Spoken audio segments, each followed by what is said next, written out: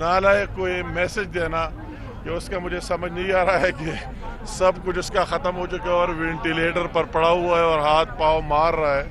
और कल जो उसने नालायक ने जो तकरीर की वो तो एक यूनियन कोर्सर का तकरीर भी नहीं, वज़ीर-ए-आज़म तो बहुत बड़ी बात है।